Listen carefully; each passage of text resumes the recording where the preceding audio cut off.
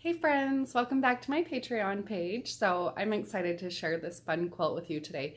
This quilt was made by my friend, my client, Erin Harris. And if you don't know Erin, you should check out, just Google her name. She is a quilt pattern designer and she actually has a whole book about these medallion quilts. She does an awesome job with them. I've been able to quilt several for her, so this is just another one of her cool quilts. But the thing that I hope you can take away from this today is maybe a little bit of border inspiration, because really a medallion quilt, we just start in the center with the center block and then add borders. So my goal today is to inspire you not only for a medallion quilt, but for all of your borders, or maybe some of your borders. So I hope you enjoyed this video today. Just a few of the products that I'm using like I generally use. I am using the So Fine thread on the top. Now on this quilt, something you might want to notice or might pay attention to, there is a lot of pink in it. It may not appear when you first look at the quilt that there's a ton of pink, but there really is actually like a lot of pink undertones and things like that in this quilt. So I chose to use a soft pink thread on the majority of the quilting on this quilt. And when you watch the videos, it may not appear as if it's pink, it may appear more like a white, but it's actually a pink thread that I use on the majority of the quilt. I do go back at the end after I've quilted all of the body of the quilt with a pink thread, and I did add a little bit of brown to that outside border, but other than that, it's all done in pink. On the backing, I did stick with just a neutral pink color as well. Her backing was a solid pink backing, so I felt like that was really the best color on the backing of the quilt. I am using one layer of quilter stream wool in this quilt. That's what gets my awesome texture. Of course, I'm using my 4-in-1 machine quilting ruler and doing all of my machine quilting on my Gamma 22-inch machine. So let's get to the video. I hope you find this inspiring. So here's the quilt before I started any of the quilting, just looking at it and getting ideas. When I look at a quilt like this, obviously I'm starting to think about it and jot down any ideas that may come from me or come from my mind. So here's a few things that I think about. When I look at this quilt, so I notice that outside border, the flowers that are in that outside border are obviously already what's dominant. So when I quilt the outside border, I'm going to just play off of those. I'm thinking that I will outline around each of those flowers and then some type of a filler in the background that will just really let those flowers pop. So ultimately what I chose to do was to outline around each of the flowers, all the way up to the center, completely outlining around those so that they'll kind of pop off the quilt. I did that with the pink thread, and then like I mentioned in the introduction, I chose to go back through after the whole entire quilt was quilted. So by quilting around those with the pink thread, it's basted that outside border down really nicely, and then I can come back through after I've quilted everything else on the quilt. So what I chose to do after was go back through and use that brown thread and just do kind of like an echo around. I wanted it to be simple. I didn't want something that's going to take away or be too heavy, just a fun echo filler in all of that background. Now working our way into that next border, so this is the half square triangles. With this one, I'm going to keep it a little bit simple as far as the machine quilting goes. There's a lot going on in those triangles.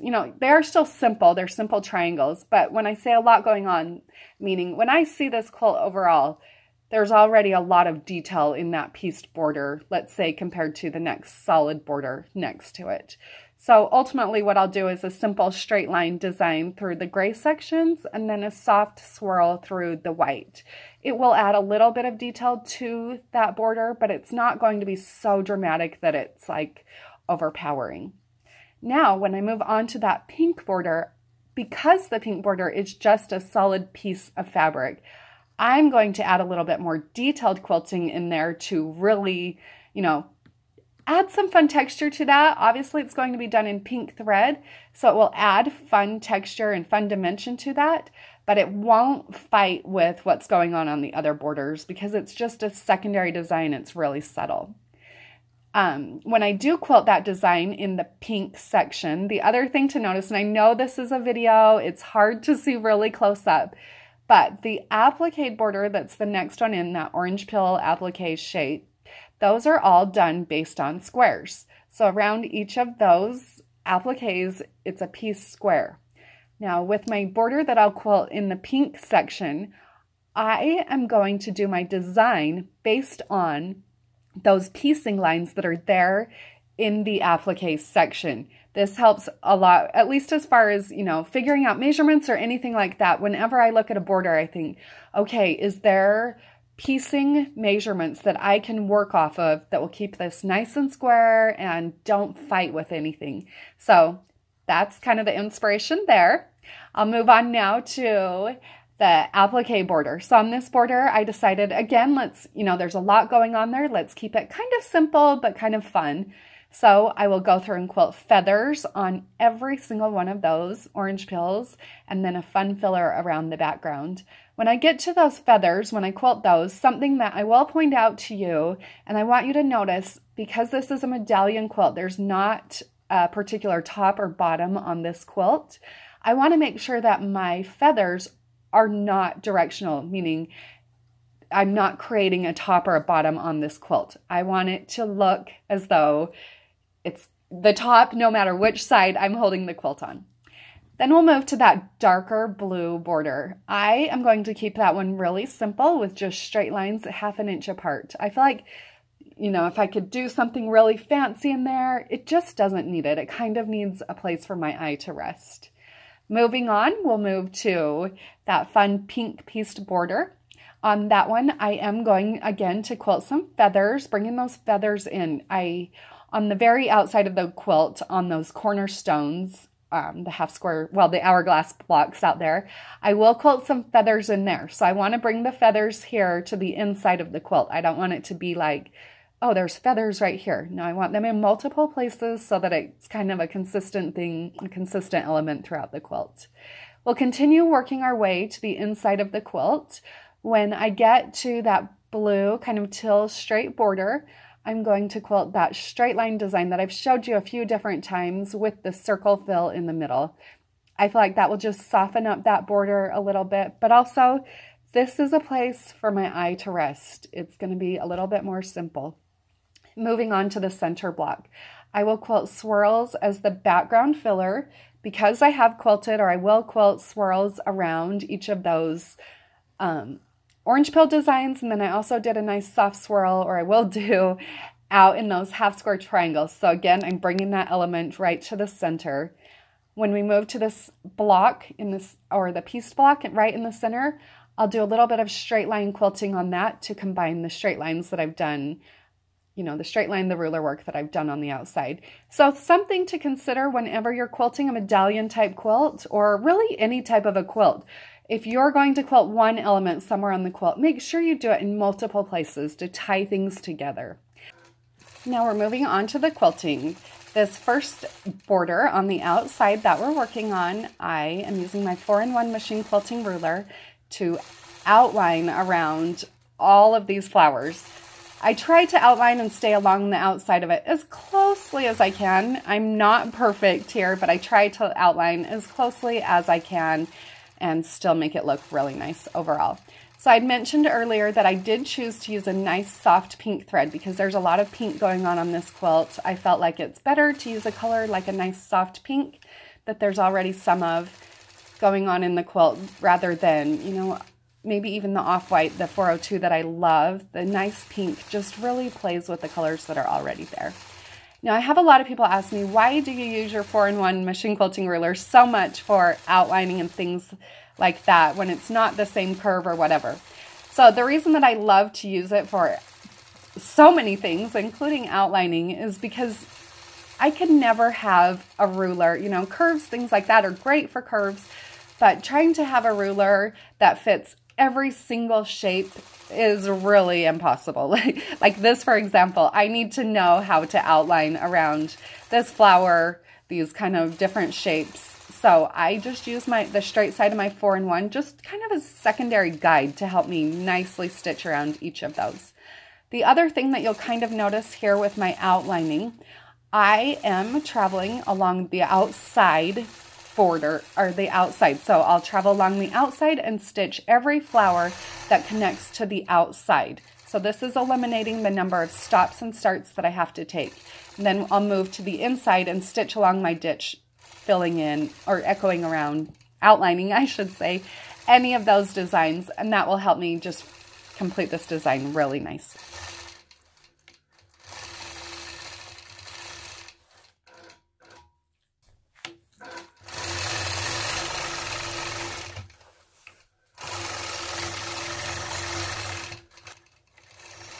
Now out here on this outside corner block, like I mentioned, I am going to quilt feathers, but I'm also going to do a little bit of straight line quilting in the blue sections.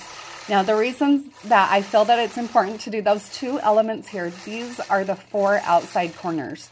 Throughout this quilt, I am quilting feathers and also a bit of straight line quilting. So by quilting it out here on the outside of the quilt in all 4 corners, it helps me to include that all the way through the quilt in all of the designs. You probably noticed here I did stitch in the ditch around that triangle. I love the look of stitch in the ditch, so it is something I try to do in as many places as possible.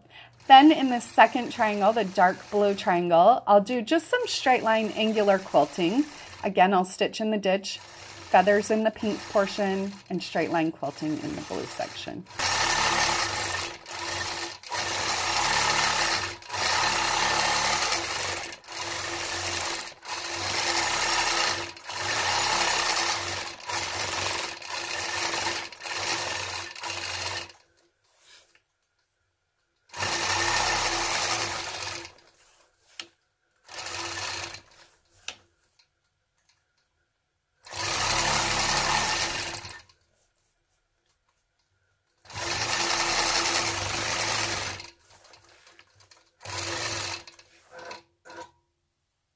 Now we've moved on to this really cute design that I'm going to quilt in the pink section.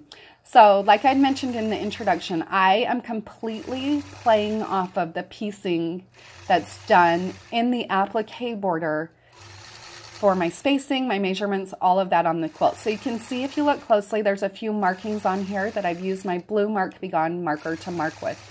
I went through the quilt and just straight across from the piece line on the applique border, marked a little mark. That's the only marking that I did on this section. Then from there, I quilted point to point angular lines to create that little grid to start out with. Because the spacing here is based on the spacing, you know, the piecing, everything's even without me ever touching a tape measure. So something to consider anytime you're working on a border, you know, look ahead and see, are there any piecing lines that I can work off of and go from there. Now with this design, after I had quilted out that foundation, you know, the point to point straight lines, then I'm going through adding 2 of the angular lines to the inside. You could go through and mark a straight line and measure those out so they're evenly spaced. Because I have quilted this design so many times, I just eyeball it with my machine quilting ruler and go from there.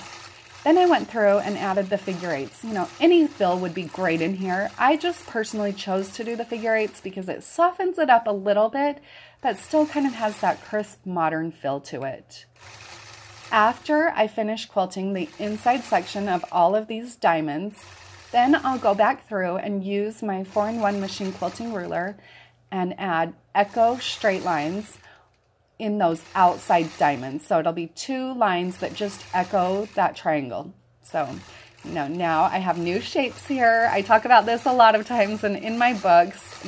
You know, look at one shape and create new shapes. It doesn't just have to be what you see in the beginning, but create new shapes, fill in that outside section with that echo quilting, and you'll have one awesome border.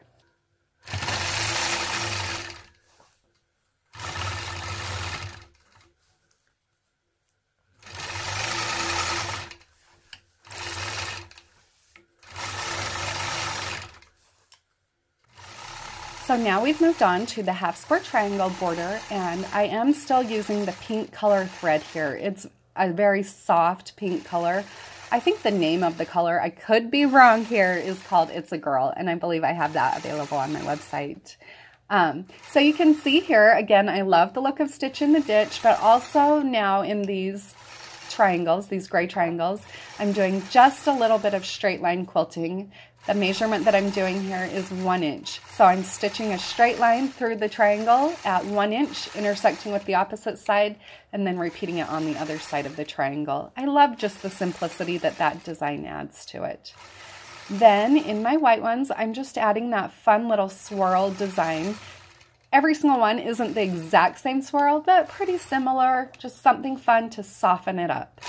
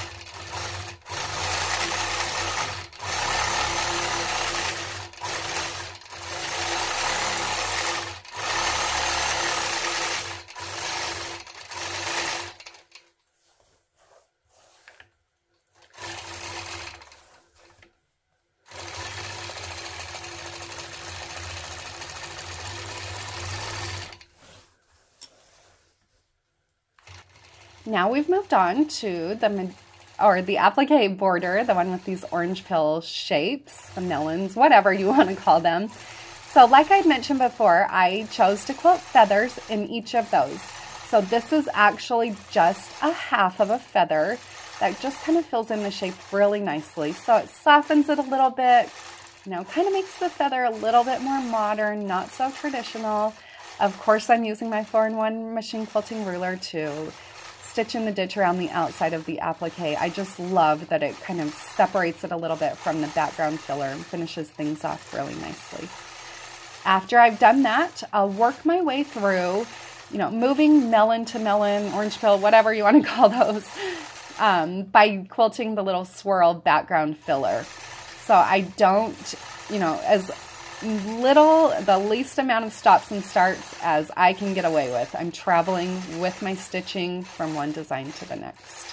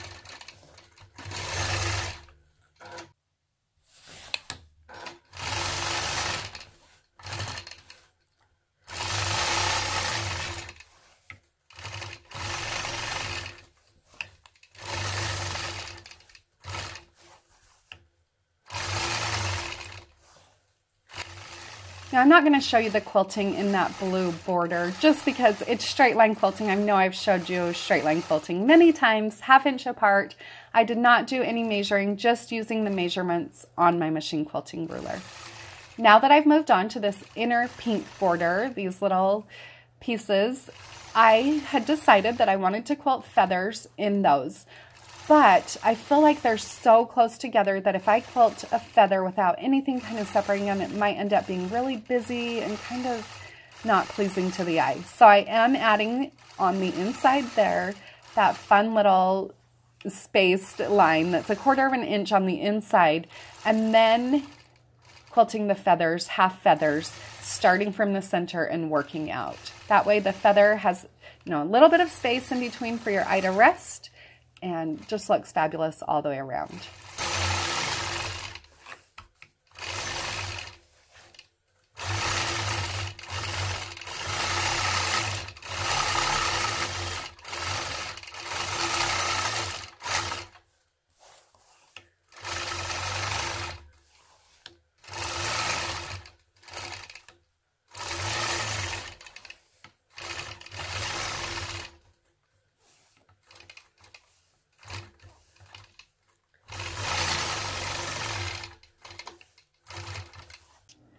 Now we've moved on to that inner little blue border. And like I mentioned, I've showed you guys this design a few times, but I'll share it again here.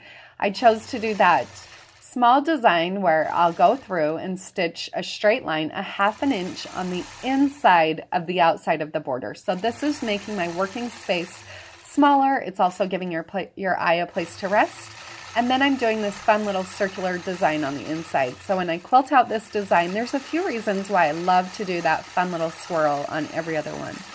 So if you try to quilt a row of circles, making sure that every single one is exactly even and perfect can be a little bit difficult. So by filling every other one in with that little tiny swirl, crazy swirl into the center, sometimes my line overlaps, it makes it so that my eye is never drawn to any of the imperfections. I look at that and overall I just see this cute, swirly border design and it looks fabulous. And of course, now a few pictures of the quilt after all of the machine quilting is done. So with this first one, obviously you can see that I did go back through with brown thread and add a fun little echo filler in that outside section. You might also notice that I did add a feathered swirl to the pink borders cornerstones, if that makes sense. So there's a little swirl feather in there, again, combining those feather elements with the swirl elements that I've already quilted on the quilt. So I'm tying everything together really nicely. Overall, this quilt turned out really fabulous. I hope you enjoy all the videos and pictures. I hope this inspires you on your own machine quilting journey, everybody. Have a great day.